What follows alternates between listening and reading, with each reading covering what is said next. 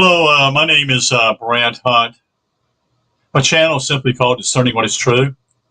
Today is the 21st day of July, 2024. I'm going to be reading a work by Tom Harpur, spelled Harpur, called Pagan Christ. And this particular chapter I'm reading from the book is simply called The Bible, History of Myth,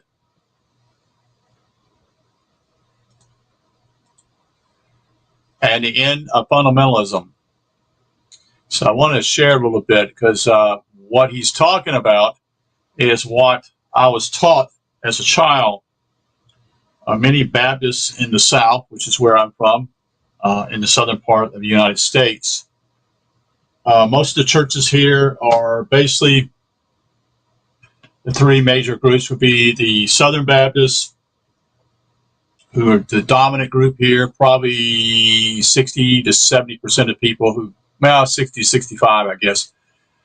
Percentage of people go to a Baptist church, and most of those are Southern Baptists. The next major group would be the Methodist Church, probably 15, maybe 15 to 20% at the most go there, which is the second largest group. And your third group would probably be, these are Protestant churches, so the third group would probably be the Presbyterian Church, which would probably have maybe probably 8 to 10% of people going there, if it's that much. That is the three major groups. And the Baptists would fit in what I would call, especially Southern Baptists and what they call, but not Southern Baptists anymore, but it would have been in the past, the Independent Baptists, which are what I call fundamentalists. They have a very literal perspective of the Bible immensely. And they serve a God that basically hates humanity. It's taught in that way. I mean, they're taught that God loves them, but it's also taught that, God's going to destroy this place. He's going to do that. He's going to deal with this type of thing. So they see God as some vengeful, revengeful type of God, so to speak. And that's been taught to them since day one, because they believe in a literal hell. And they believe there's a literal hell somewhere else, not understanding that the literal hell is actually on this planet. So most of this is based in the South. But there are other groups that are, involved. Evangelical free churches are also involved. The Assembly of God churches are also what I would call very much literalist in some ways, although the evangelical free churches are probably more literalist than actually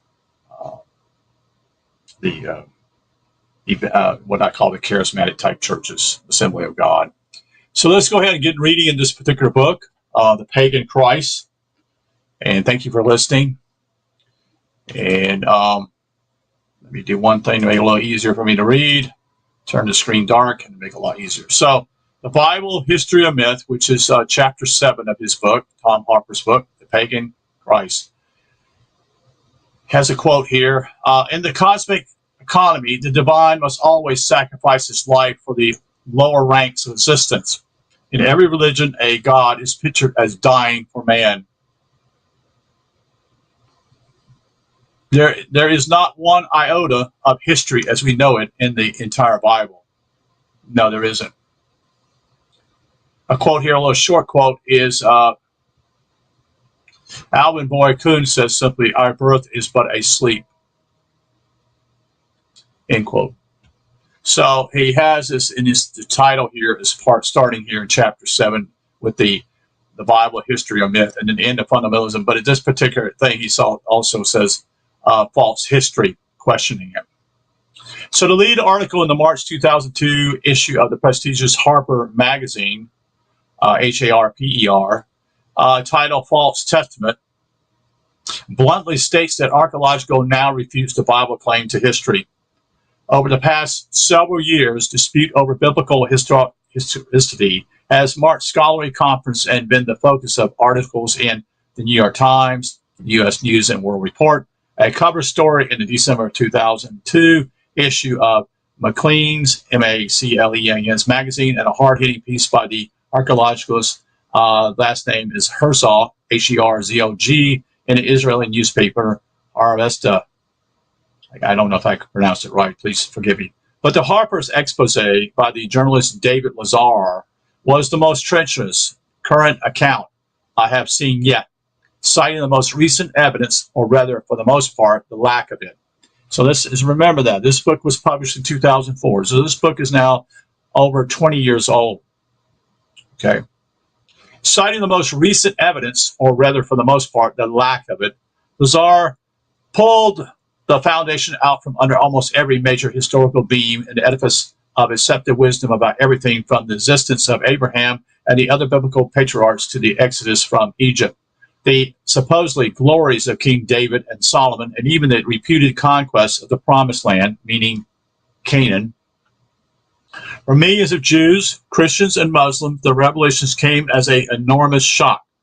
In the United States, clergy reported that many church members have had their faith severely shaken by the account, according to, quote, "Is the Bible historical history?"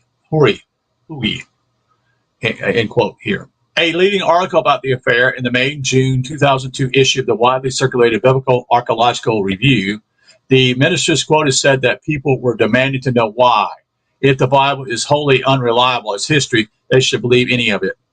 The absolutist, that is, the literalist approach, has been so successful that the concept of Scripture as entirely allegorical and mythical is still virtually beyond comprehension for most traditional believers. Yet that is proven to be a Christianity Achilles heel in the present crisis. The old literalism simply cannot withstand the probing of modern thought, research, and scholarships. What was never history to begin with can't masquerade as history any longer. This marks a major, decisive turning point in Christianity's overall story. It brings with it the hope of a recovery of a much more spiritual belief system and experience of God. The old Bible view that Lazar noted was that the Israelites started out in the middle of the second millennium BCE, before Christian era, as a nomadic band originating in Mesopotamia, that is in Iraq. They migrated first to Palestine and then to Egypt after years of enslavement. They escaped, that is, into the desert under Moses, eventually crossed the Jordan, and a vicious conquest took over what today constitutes a modern Israel, the occupied territories, and back in David's time, much more. Lazar states boldly that on the basis of his research and survey of current scholarship, he concluded that all of this is Bush, end quote.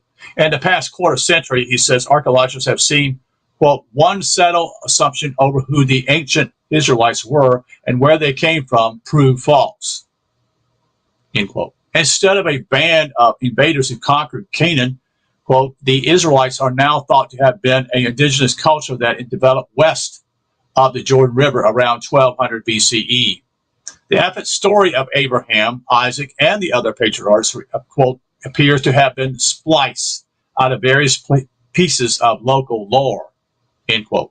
The whole account of David's empire is now viewed as a, quote, an invention of Jerusalem-based priests in the 7th and 8th century BCE, who were keen, that is, to burnish their national history, end quote. He wrote, by the way, a study of comparative religions shows that all ancient people did the same. According to Lazar's findings, Jewish monotheism, that is the inclusive worship of a Semitic deity called Yahweh or Jehovah, didn't fully coexist until sometime between a Assyrian conquest of the northern kingdom of Israel in 722 BCE and the Babylonian conquest of the southern kingdom of Judah in 586. The Bible indicates this happened much earlier, as we shall discover. The true origins appear in Egyptian religious thought. The situation gets even more pragmatic for the traditionalists in every camp. Abraham, as Kuhn has long insisted, was utterly mythology. Not only is there no evidence that any such figure as Abraham ever lived, but archaeologists believe that there is no way such a figure could have lived given what we now know about Israelite origins, end quote. Lazar wrote, in other words, as Kuhn said much earlier, he was a leading figure in the larger myth. And Lazar didn't stop there. The Exodus never occurred, he asserted, a conclusion he based upon a growing body of evidence about ancient Egyptian border defenses, desert sites where the fleeing Israelites allegedly camped, and so on. The Old Testament description of the conquest of Canaan thus, quote, turns out to be fictional as well, end quote. King David said by the Bible to have been a major potential, an empire builder, quote, was rather a freebooter who carved out what was at most a small duchy that is in the southern highlands around Jerusalem and Hebron, end quote. In fact, there are some archaeologists today who maintain, because of the absence of concrete evidence, that he never, too, existed.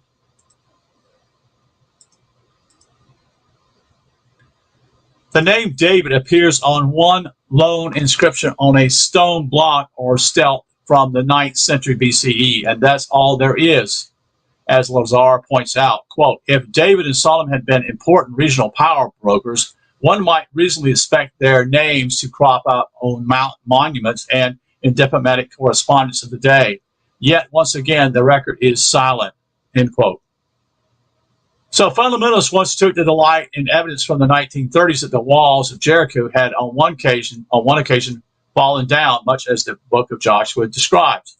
However, Lazar reminds readers that the British archaeologist Kathleen Kenyon in more recent times has demonstrated from pottery pieces in the ruins that the destruction occurred no later than 1300 BCE, almost 100 years before the conquest, if there was one, could have happened. Joshua may well not have, quote, fit the battle of Jericho, end quote, after all. There was much more, as Lazar has plenty of hard data to support his devastating attack, including collaborative evidence from the recent bestseller book called The Bible Unearthed by Israel Finkelstein, spelled Finkelstein, as an archaeologist at Tel Aviv University, and the journalist Neil Cyberin. Massey and Kung were strikingly far ahead of all this present scholarship to the research and conclusions, And who is this King of Glory? Kung mentions Massey's dismissal of the Pentateuch, or first 5 books of the Old Testament, as historical, quoting him in words that seem straight out of the Finkelstein-Siberian book. Massey derives the Pentateuch as a undistinguished, quote, mush, end quote, of myth and mystery. He said it had, quote, neither head, tail, nor vertebrae, end quote. Had it been real history, particularly the detailed accounts of battles in the book of Joshua, Palestine and Judea ought to be overrun with ancient implements of war and works of Hebrew manufacture and of the conquering race. But outside the Bible story of Hebrew manufactured of a conquered race. But outside the Bible story, though, outside the Bible story, there's absolutely no evidence to be found of the numberless combats and the devastation of Jehovah's enemies in great battles.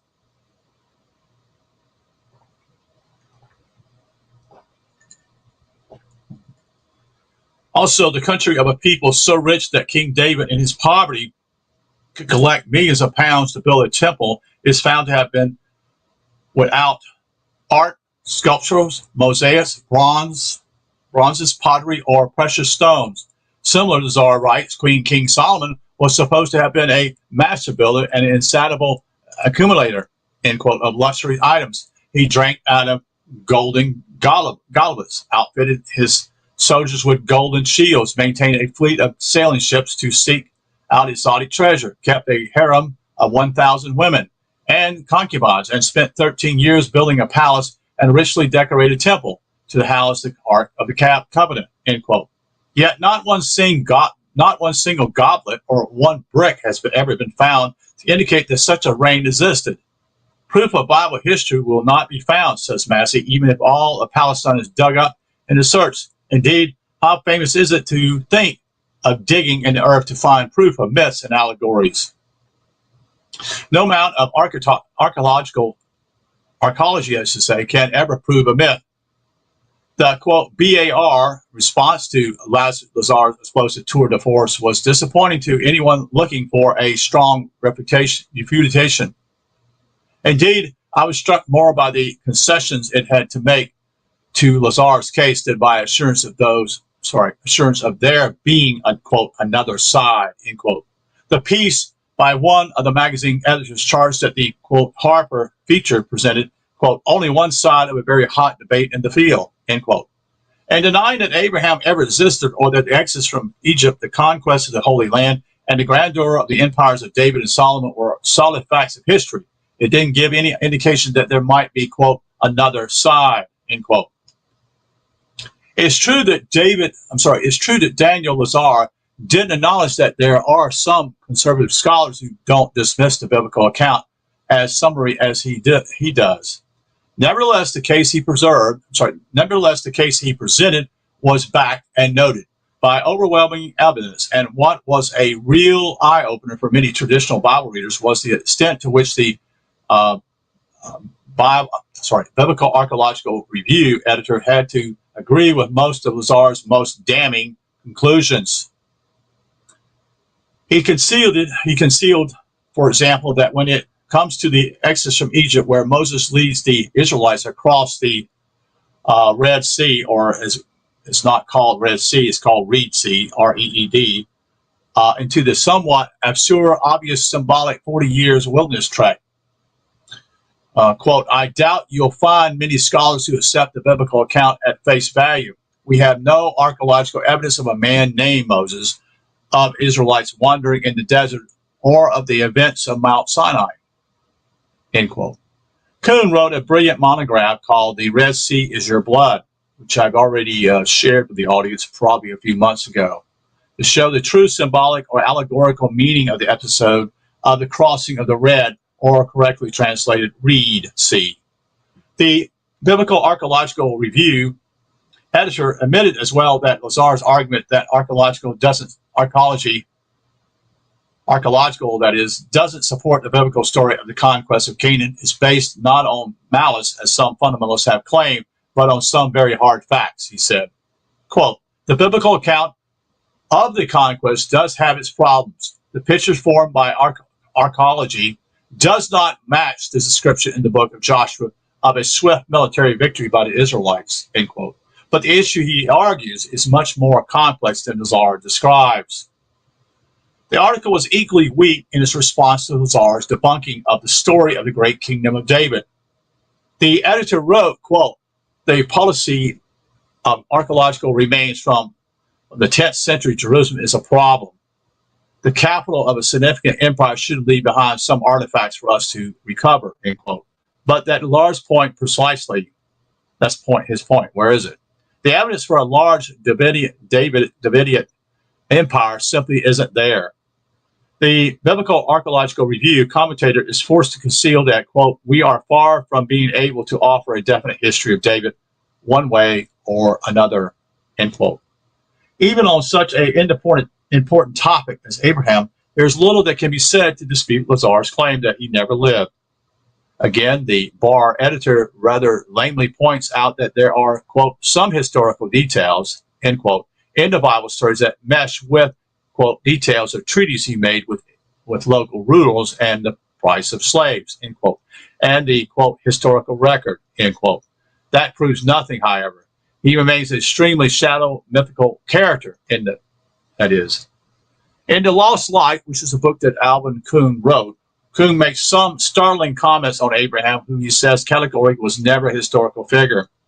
Kuhn even unlocks the meaning of the patriarch's name, Abram, arguing it is a combination of the alpha privated, that is, in brackets, as in the words amoral, end quote, and a Nazi, end quote, and Brahman, as in Veda or Hindu, and means therefore not Brahm, end quote. He writes that the Abraham, the patriarch or oldest of the emanations, was not Brahm, the Hindu supreme deity.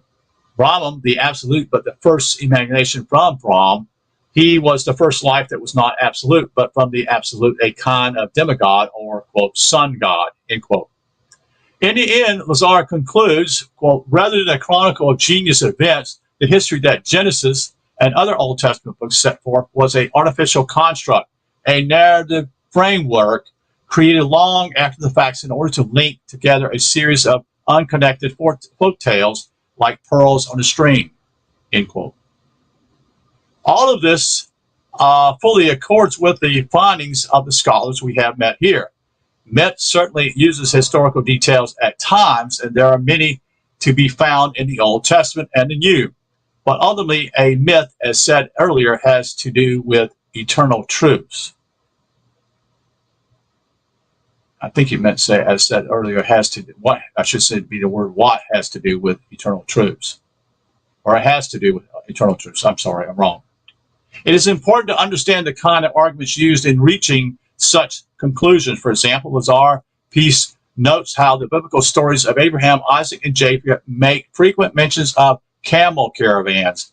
An instant is that of Genesis 24, where we read that Abraham's emissary sent to find a wife for his son Isaac, quote, took 10 of his master's camels and left, taking with him all kinds of good things, end quote. But analysis of ancient animal bones confirms that camels were not widely used for transport in the region until well after 1000 BCE, end quote. That is over 500 years later than the Bible dating for the patriarchs. Nor is there any hint of mention of a person called Abraham in any of the non-biblical related inscriptions and other evidence available. Next section is simply called, How Should We Interpret the Old Testament?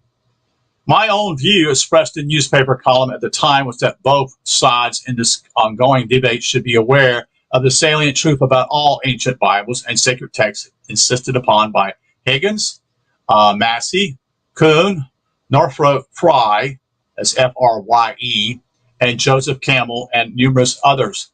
These texts were never intended as history in the first place. They are almost purely allegorical, and their true meaning is to be sought beneath the surface. For example, the constant reference to the various captivities of the Jews throughout the artificial construct, quote, history, end quote, of the Old Testament should be understood as the real, quote, captivity, end quote, of the human soul in matter. The theme is really that of incarnation once again. The following familiar Old Testament stories show that we need to look beneath the surface to know why they were told in the first place. 1. The crossing of the Red Sea is, according to allegorical or symbolic meaning, really the entrance into matter. Water always stands for matter in the esoteric wisdom. The well-known story of the 40 years the Jews spent wandering in the wilderness was a mythical construct that was symbolic of the soul's life in the body during its earthly sojourn. This insight is true of the Gospels also, as our exploration will show shortly. 2. The story of Daniel in the lion's den and the 3 faithful Israelites who survived the fiery furnace illustrate the central theme that life for the soul of each of us in matter is like being exposed to wild beasts, that is, quote, our senses and passions, end quote, or being tried by fire, which is in brackets, temptation and all forms of suffering, in bracket. In each case, the trusting spirit within is given the courage and protection to survive. The divine soul is ultimately imperishable. Number 3, the strange and epic story of Samson makes little sense as a literal tale, but it simply glows once the allegorical and astronomical background is known. Samson in Hebrew means, quote, solar, S-O-L-A-R, end quote, and he is plainly a sun god figure, in brackets, as the Oxford Dictionary of the Christian Church suggests, and Kuhn affirms, in brackets. Delilah, whose wiles eventually stripped him of his prodigy strength, is linked by a Massey with the feeble, wandering aspect of lunar light, the dark of the moon, a sign of the sun's weakening each month. In the saga, she shears off Samson's hair, symbolizing the sun's loss of its halo or powerful rays. As a result, Samson, like Horus, has his eyes put out. His, quote, light, end quote, is extinguished temporarily, but in the conclusion, as he brings down the great theater holding his enemies and kills 3,000 Philistines, he wins victory over his foes. Number 4, the story of Gideon is another variation on the theme. He has his greatly outnumbered troops surround the enemy by night. Each soldier holds a candle hidden in an earthen pot or vase, and then suddenly breaks it open to flash an encircling ring of light. His foes, hearing the cry, quote, the sword of the Lord and of Gideon, end quote, from the hilltops surrounding their camp, and seeing the many lights, run for their lives. The hidden meaning is that the light within each of us, that is, the Christ, can, as St. Paul says, overcome all things. Number 5, there are several perplexing passages in the Old Testament, and at least one in the New, where women far beyond the age of childbearing, women who have been barren their whole lives, suddenly and miraculously become pregnant and give birth. Sarah, the wife of Abraham, is one. Hannah, Samuel's mother, and Elizabeth, the mother of John the Baptist, are 2 others. What do these strange, quote, miracles, end quotes, really mean? Kuhn explains that each is a type or symbol of the evolutionary process. The mineral stage is followed by the vegetative stage, and that in turn is followed by the animal. Halfway through the age of the animal kingdom, in geology and biology, this would be billions of years after the Big Bang, the stage of incarnation. In brackets, that would mean that is the dawning of self-reflective consciousness, in bracket, raises the animal to the human. Quote, late in time, behold him come, offspring of the virgin womb, that is the matter again, end quote, as the carol says. The late birth of singular heroes such as Isaac, Samuel, and John the Baptist symbolize the fact that our evolution as rational, soul-bearing animal has come well on its God overall plan, end quote, for this cycle of eon or age. The Old Testament is not a historical, accurate record of events, but the story of a people evolving understanding of God, of God's relationship with our humanity. Now this section is called the New Testament. What about the New Testament then? Surely here, if anywhere, is Holy Writ. We are on the historical terra firma. But once you realize, as I have been arguing, that ancient authors writing about God and God's ways with individuals and nations always use metaphor, myth, and poetry, and allegory, and parable, and a host of other devices to describe eternal truths, you have to ask why they would have suddenly stopped at the beginning of the Christian era. The truth is that they didn't. The Gospels, in particular, may sound a little like history in places, but most biblical scholars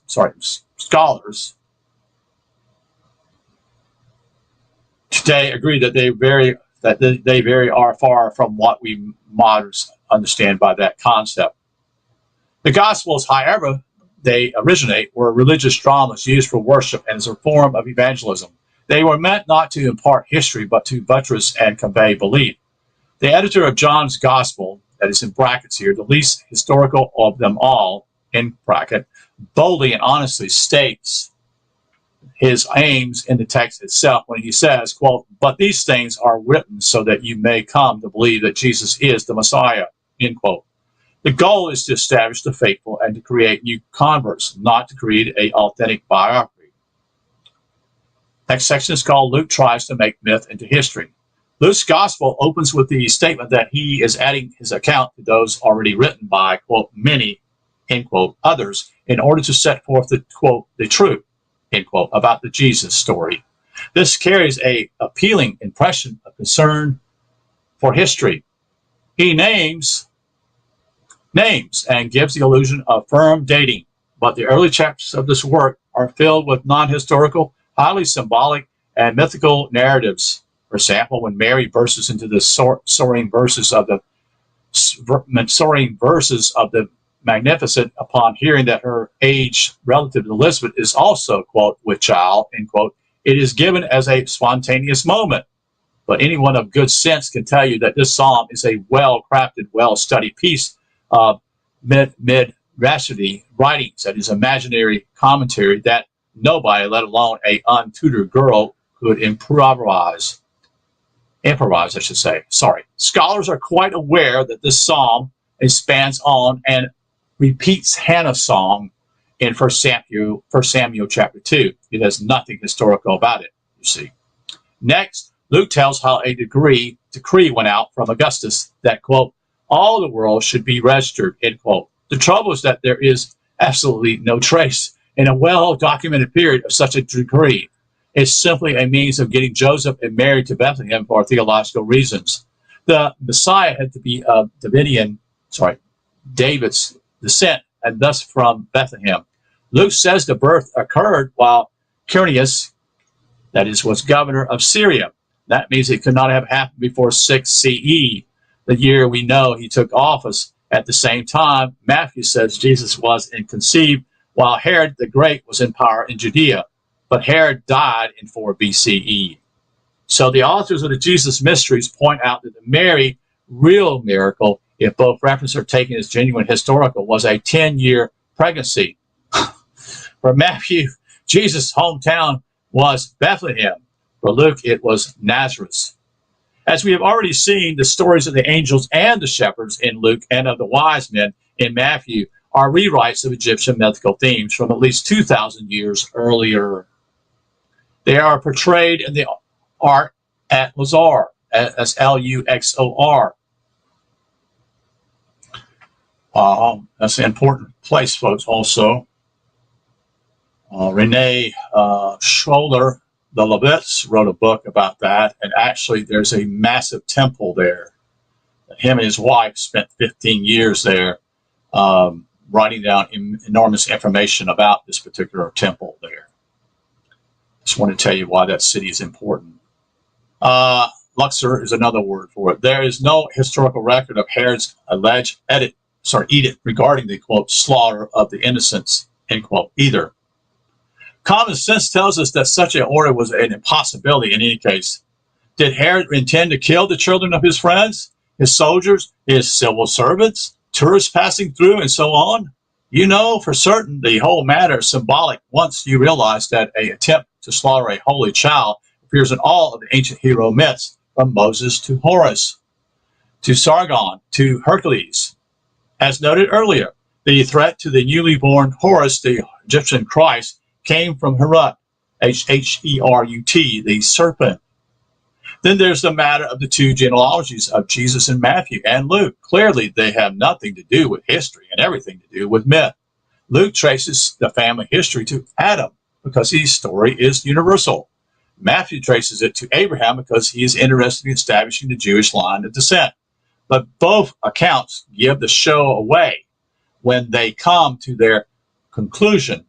Both show clearly that on the father's side, Jesus was, in brackets, as was compulsory for the Jewish story, in bracket, a descendant of David.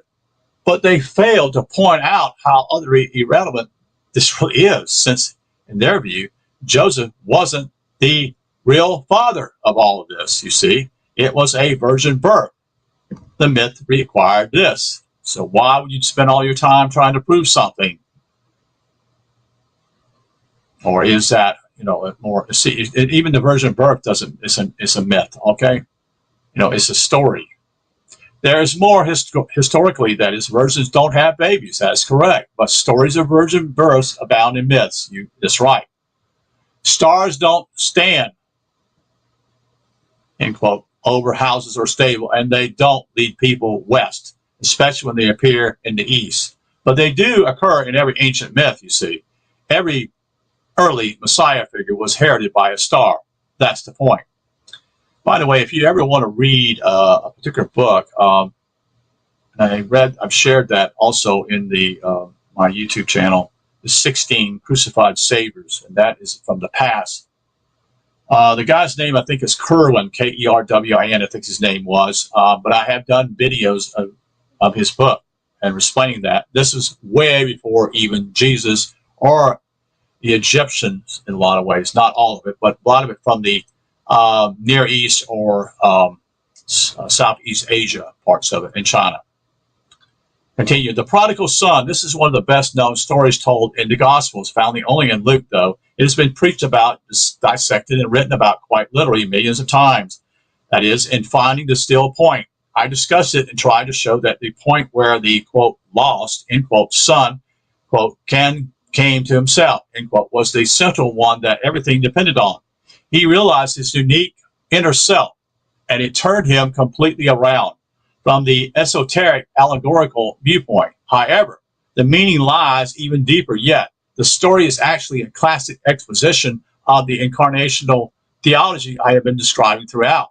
The prodigal son represents the hidden drama of the soul, when we enter into matter, taking upon us a body and embarking upon a lifetime experience, we are truly going off into, quote, a far country, end quote, to be tested, fed on scraps, that is, and in brackets compared with our true spiritual heritage, in bracket, degraded and alienated in many ways. One day, however, true enlightenment dawns.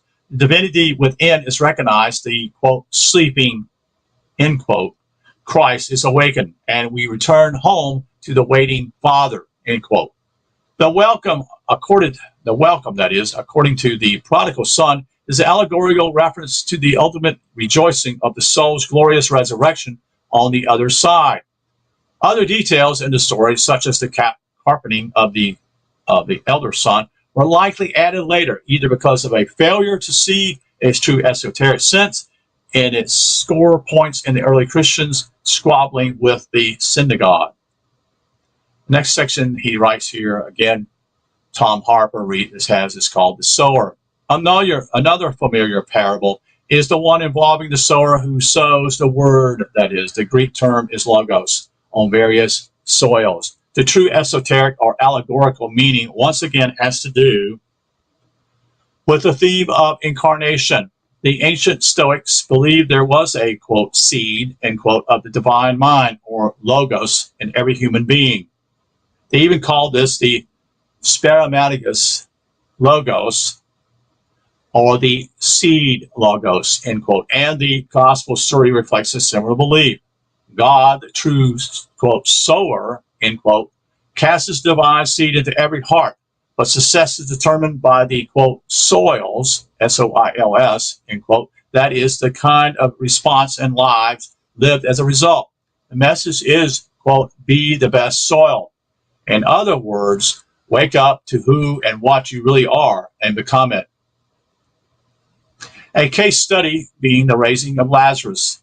Since I want you to know a intimate and as possible what was going on in my own mind as I wrestle with all of this material, I think it's useful to examine the most striking of all the New Testament miracles attributed to Jesus. The story of the raising of Lazarus is well known in some circles, but you need to be truly familiar with it for the discussion that follows. Here it is. Then, that is in John chapter 11, taken from the King James Version. Quote, now a certain man was sick, named Lazarus of Bethel, the town of Mary and her sister Martha. Therefore his sisters sent unto him, saying, Lord, behold, he whom thou lovest is sick. When Jesus heard that, he said, this sickness is not unto death, but for the glory of God, that the Son of God might be glorified thereby. Now Jesus loved Martha and her sister and Lazarus. When he had heard, therefore, that he, that is Lazarus, was sick, he abode 2 days still in the same place where he was. So it didn't seem to be a major concern, did it? Then after that said he too to his disciples, let us go into Judea again. These things said he, and after that he saith unto them, our friend Lazarus sleepeth, but I go, that I may awake him out of sleep. Then said to his disciples, Lord, if he sleep, he shall do well. Howbeit Jesus spoke of his death, you see. But they thought that he would have spoken of taking a rest and sleep.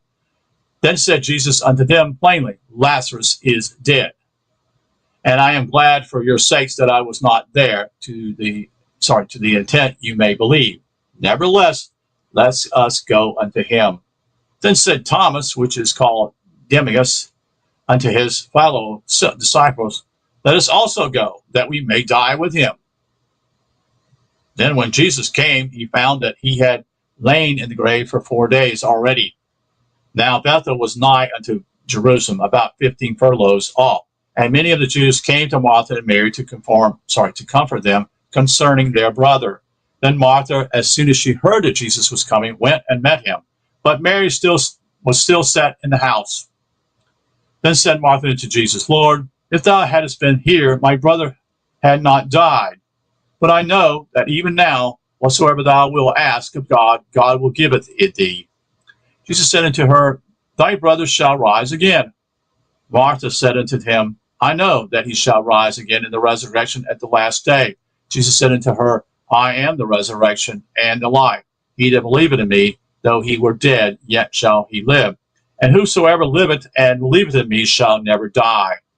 Believest thou this? She said unto him, Yea, Lord, I believe that thou art the Christ, the Son of God, which should come into the world. And when she had so said, she went her way, and called Mary her sister secretly, saying, quote, The Master is come, and calleth for thee. As soon as she heard that, she arose quickly and came unto him.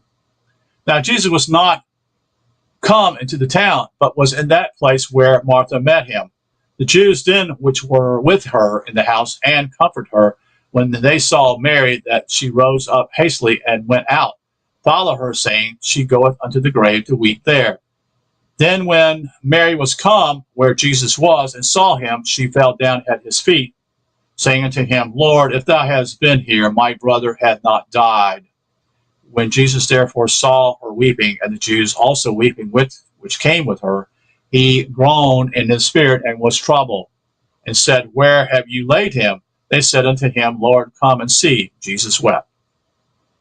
Then said the Jews, Behold how he loved him. And some of them said, Could not this man, which opened the eyes of the blind, have caused that even the man should not have died?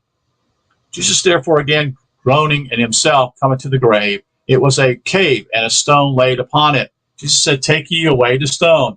Martha, the sister of him that was dead, said unto him, Lord, by the time he stinketh, for he had been dead for 4 days. Jesus said unto her, Said I not unto thee, that if thou wouldest believe, thou shouldest see the glory of God? Then they took away the stone from the place where this dead was laid. And Jesus lifted up his eyes and said, Father, I thank thee that thou hast heard me, and I knew that thou hearest me always. But because of the people which stand by, I said it, that they may believe that thou hast sent me. And when he thus had spoken, he cried with a loud voice, Lazarus, come forth. And he that was dead came forth, bound hand and foot with grave clothes, and his face was bound about with a napkin. Jesus said unto them, Loose him and let him go. Then many of the Jews which came to Mary, had seen the things which Jesus did, believed on him. Let me say from the outset that this entire chapter, with its detailed account of the raising of Lazarus, was also problematic to me, both as a student and later as a professor of the New Testament. It is set out in John as the last and crowning, quote, sign of the series of 7 signs, beginning with the changing of the water into wine at the very outset of the gospel, intended to convince the reader that Jesus is indeed the Messiah and the Son of God. In particular, it sets up the key saying about Jesus being the resurrection and the life. He is the one who can make the dead live again.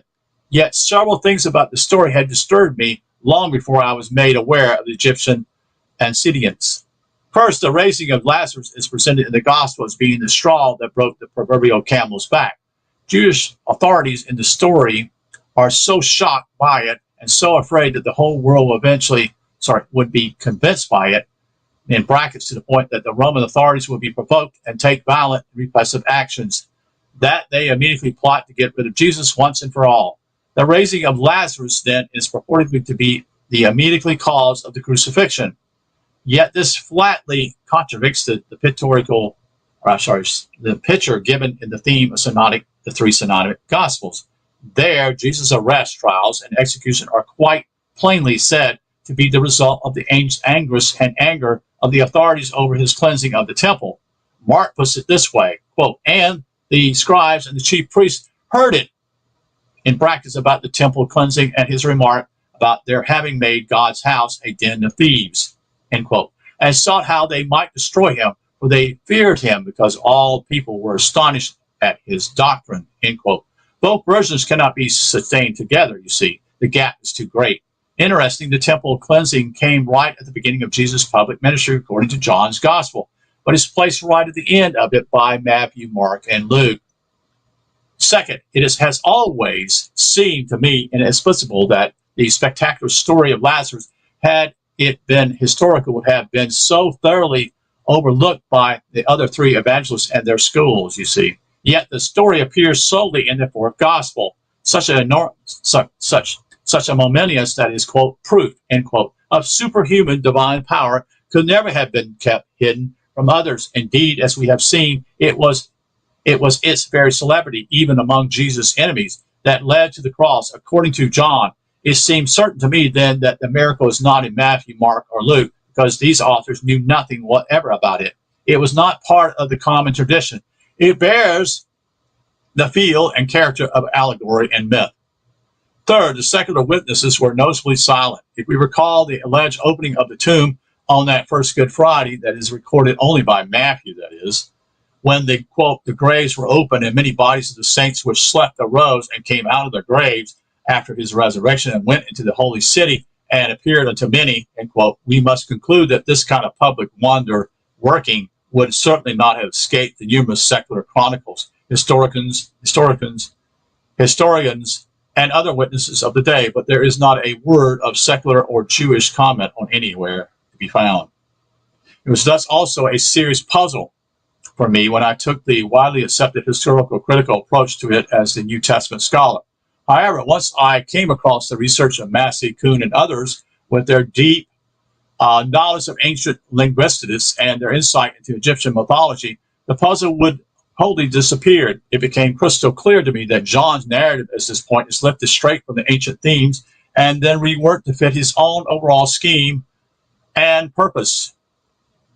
Read allegorically the way it is told in the Egyptian sources, the story is no problem.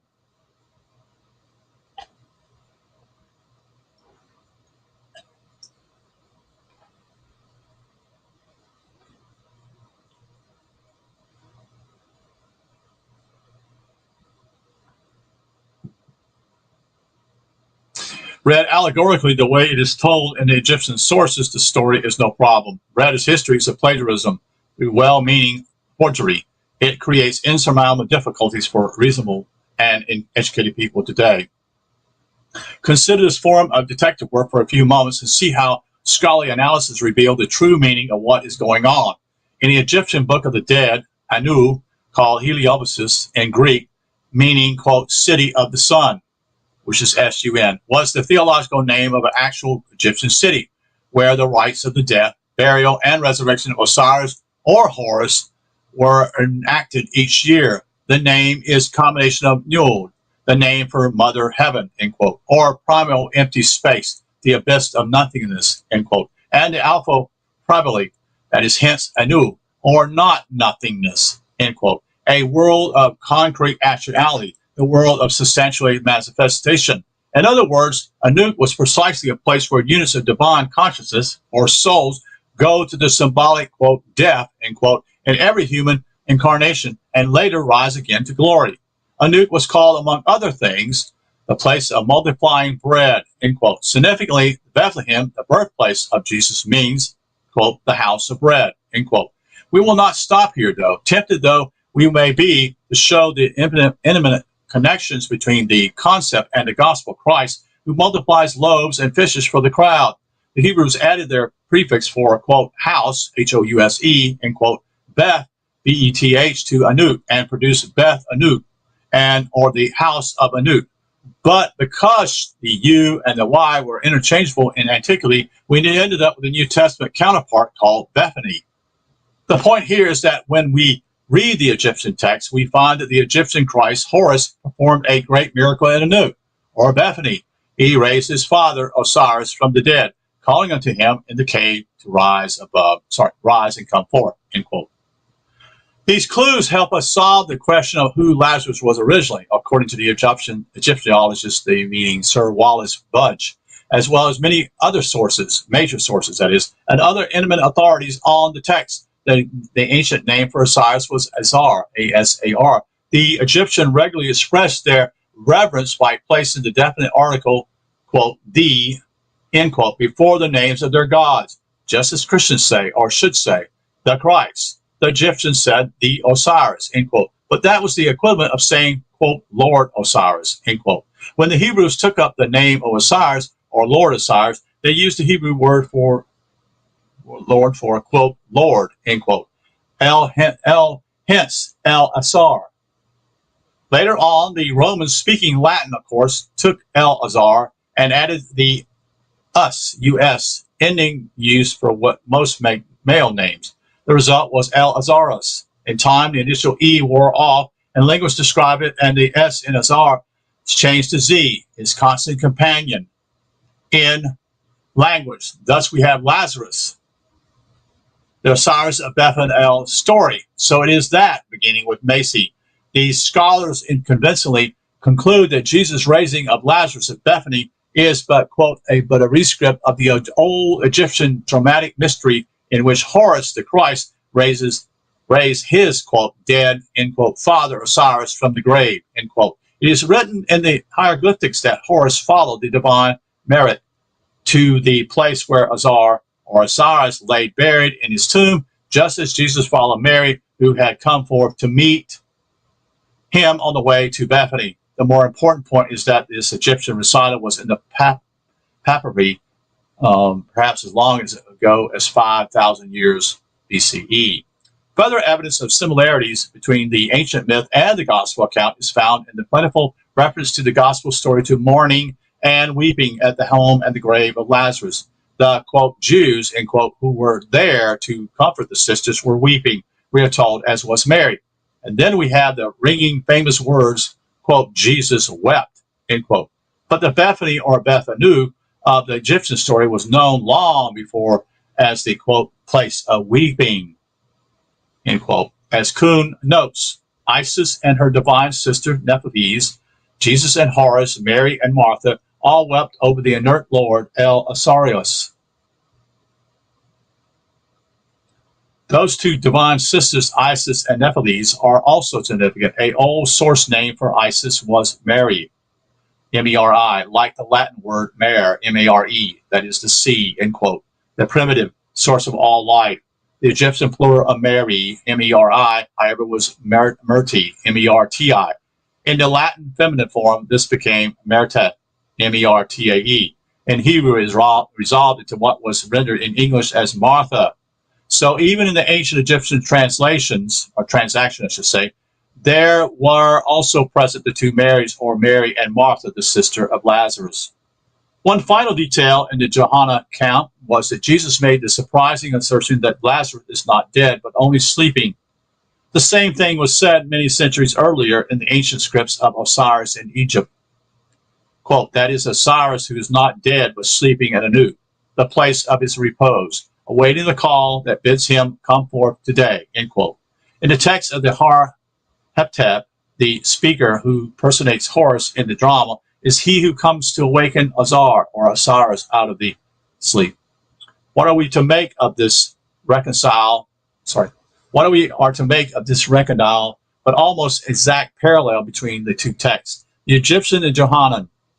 The conclusion seems inedible to me. The Egyptian ritual was certainly mythical in character, that is, it was intended to celebrate the eventual resurrection to radiant glory of the individual true self, the inner Christ, which is all of us have. Similar, the author, that's my point, is the inner Christ. I'm speaking for myself here. The inner Christ is real, it's in you, see. You got to think about that. Similar, the author, editor of John, had no intent of deceive the reader with, quote, false history, end quote. The purpose, rather, was exactly the same, to convey in the vivid context of a fictional story the esoteric spiritual truth of our own final victory over the grave itself, our resurrection. It was a vital part of the drama, in this particular Jewish version of the eternal myth. The thing that moves me most about such an approach, and that fills me with fresh optimism for a more profound understanding of the whole Jesus story, is that what is simply incredible as history, end quote, suddenly becomes dazzling alive with spiritual meaning as reveling as one's next breath. It was becoming increasingly obvious to me as I read on that what we need today is not a further rationalization and demythologism of the Bible accounts, but rather a re-methodology of them in order to see their eternal significance as we have never seen before. The need is not to peel away the myth, as I used to think, but to use it to penetrate the spiritual heart of what it has always been trying to tell us. The Egyptians believed in the immortality of the soul and of his final glorious spiritual resurrection from the very dawn of time. The story of Osiris/Lazarus dominated not just their religious thinking, but that of the entire Greco-Roman world prior to what we now call the Christian era. To see it reflected in the gospel as we have done is not to, quote, debunk, that is, end quote, the New Testament, rather is to ground it and the hope of the resurrected message even more firmly in the wider, more ancient wisdom of humanity, most gifted and learned sages. The mythical symbolic meaning of the raising of Lazarus goes to the core truth that simple history can never touch. We shall all one day likewise rise again.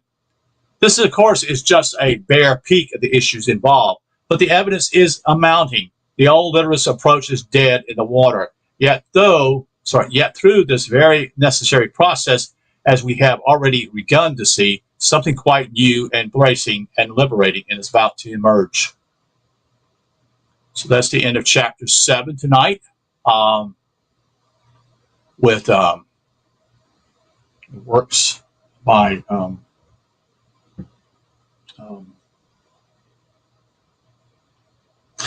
my mind just slipped again. Sorry about that, folks. Yeah, I have to see this as see this again. This is the work by God, I know his name. My mind's just slipped. God, it's really irritating. It's basically from Tom Harpur. So we got to the point here. So H2O Savior made a comment about 8:41. So I have to listen to this replay. It's way late. Okay, well, glad you're here, H2O Savior. And with that, this is the end of this particular chapter, which is chapter 7, as I well recollect, the Pagan Christ. And the next chapter will be chapter 8, which I'm not going to do tonight. I've done enough videos today. I'm pretty beat. That it would be seeing the Gospels with new eyes. Sublime myth is not biography. So we're going to stop here and wish you a good evening. And you take care. And we'll talk to you soon.